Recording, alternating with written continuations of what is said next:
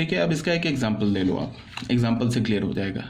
हमने कोफैक्टर को कैसे डिफाइन किया, -1 to the power i plus j. I क्या हमारा रो है, नंबर ऑफ रो, जे क्या हमारा number of column, into MIJ।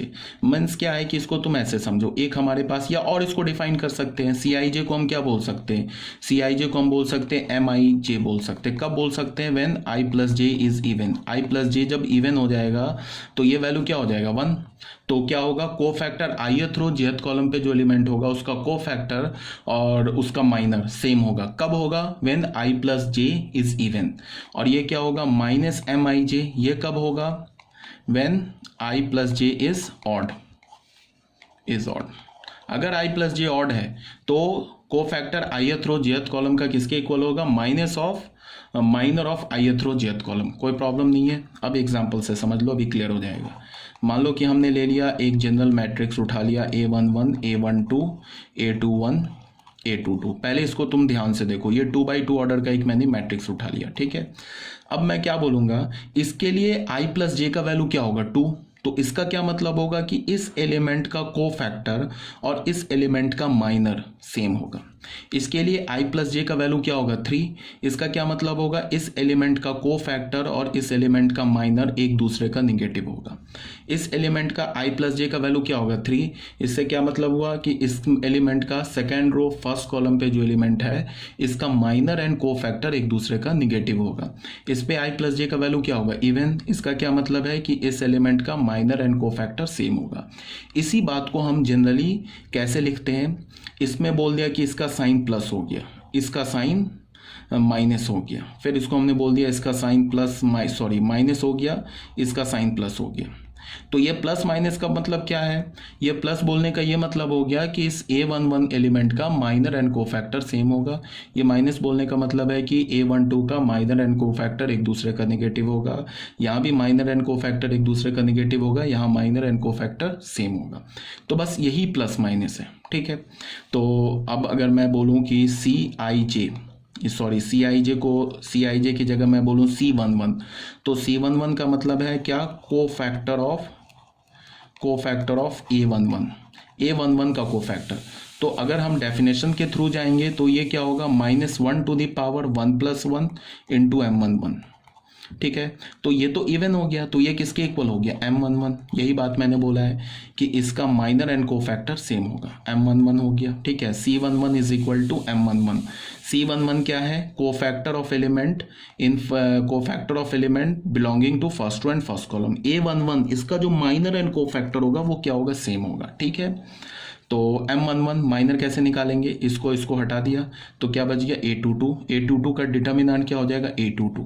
तो मतलब क्या हो गया कि A11 का जो कोफैक्टर हुआ वो क्या हो गया, A22, ठीक है। इसका कोफैक्टर क्या हो गया, सेकेंडल, ये A22। अब मैं अगर लिखता हूँ C12, इसका क्या मतलब हो गया, कोफैक्टर ऑफ A12।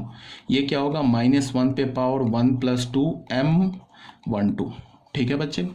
ये अब तो निगेटिव हो गया, ये क्या हो गया, -M12। यही बात यहाँ माइनस ये बताया जा रहा है। ये माइनस का क्या मतलब हुआ कि इस एलिमेंट का माइनर और इस एलिमेंट का कोफैक्टर एक दूसरे का निगेटिव होगा, ठीक है। तो देख लो, कोफैक्टर C12 क्या लिखने का मतलब हुआ, A12 का कोफैक्टर हो गया C12, वो किसके इक्वल हुआ, इस एलिमेंट के माइनर के निगेटिव के। तो क्या करेंगे हम, यहाँ पे माइनस लिख दिया हमने, और यहाँ पे क्या करेंगे, M12 है फर्स्ट रो सेकंड कॉलम, तो फर्स्ट रो को हटा दिया, सेकंड कॉलम को हटा दिया, तो ये क्या बच गया, एलिमेंट बच गया A21। इसका डिटर्मिनेंट क्या होगा, A21, तो ये हो गया A21, ठीक है। तो अब अगर मैं तुम्हें ऐसे लिखूं, देखो बच्चे, यहाँ पे अगर मैंने ऐसे लिखा C21, इसका क्या मतलब हो गया,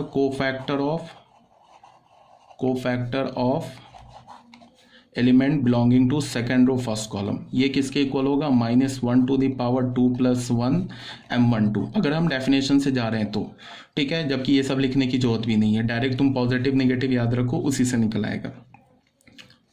तो ये क्या हो गया, -M21, तो ये तो माइनस रहने दिया। सेकेंड रो फर्स्ट कॉलम पे कौन सा एलिमेंट है, A21। इसका हम माइनर कैसे निकालेंगे, सेकेंड रो फर्स्ट कॉलम को डिलीट कर देंगे, तो सेकेंड रो सेकेंड रो और फर्स्ट कॉलम को डिलीट कर दिया, तो ये एलिमेंट बचा। इस एलिमेंट का क्या करेंगे, डिटर्मिनेंट ले लेंगे। इस एलिमेंट का डिटर्मिनेंट क्या होगा, सेम ये एलिमेंट, तो ये क्या हो जाएगा A12, ठीक है। अब अगर मैंने C22 लिखा तो ये क्या मतलब हो गया, को फैक्टर ऑफ A22, ये क्या होगा -1 टू द पावर 2 + 2 M22, ठीक है।